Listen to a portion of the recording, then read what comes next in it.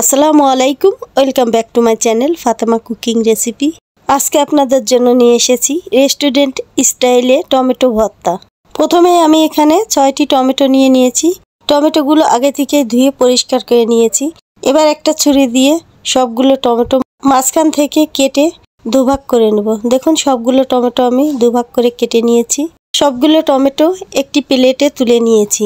দিয়ে দিব পরিমাণ মতো লবণ, 1 চামচ হলুদের গুঁড়া দিয়ে টমেটোগুলো ভালোভাবে মেখে নিব। চুলায় একটা প্যান দিয়ে চুলার আঁচটা মিডিয়াম টু লোতে রেখে পরিমাণ মতো তেল দিয়ে তেলটা গরম হলে একটি একটি করে সবগুলো টমেটো তেলের মধ্যে দিয়ে দিই। সবগুলো টমেটো তেলের মধ্যে দিয়ে দিয়েছি। এবার একটি ঢাকনা দিয়ে ঢেকে দেব 2 থেকে 3 মিনিটের জন্য। 3 মিনিট পরে ঢাকনাটা তুলে টমেটোগুলো একটি একটি করে উল্টিয়ে দিব। টমেটোগুলোর এক পাশটা হয়ে গিয়েছে। এবার ঢাকনা দিয়ে ঢেকে দেব আরো কিছুক্ষণের জন্য।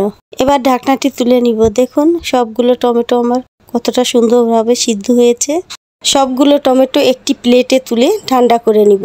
টমেটোগুলো ঠান্ডা করে নিয়েছি। এবার টমেটো থেকে খোসা এবং মুখের শক্ত অংশটাকে ছাড়িয়ে নিব। টমেটোগুলো হাত দিয়ে মেখে সাইডে রেখে দিব।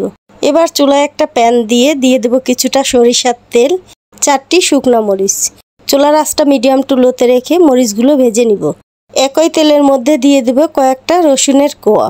রসুনের কোয়াগুলো মরিচের সঙ্গে ভেজে নিব। দেখুন শুকনো মরিচ আর রসুনের কোয়াগুলো ভাজা হয়ে গিয়েছে। এবার তুলে নিব। একই তেলের মধ্যে দিয়ে দেব 1 বাটি পেঁয়াজ কুচি। পেঁয়াজগুলো হালকা বাদামি কালার করে ভেজে নিব।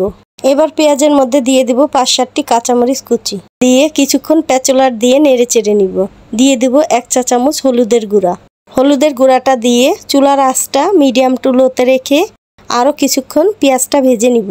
পেঁয়াজটা ভেজে নিয়েছি। এবার পেঁয়াজের মধ্যে দিয়ে দিব আগে থেকে মেখে রাখা টমেটোগুলো।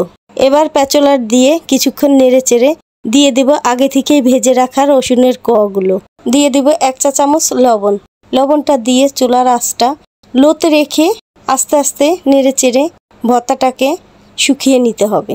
ভর্তাটা আমার প্রায় হয়ে আসছে। এ পর্যায়ে দিয়ে দেব 1 বাটি ধনিয়া পাতা কুচি। ধনিয়া পাতাটা দিয়ে আরও কিছুক্ষণ নেড়ে চেড়ে নেব। দেখুন আমার টমেটো ভর্তাটা হয়ে গিয়েছে। দেখতে কতটা সুন্দর হয়েছে টমেটো ভর্তাটা। এবার একটি প্লেটে তুলে নিব।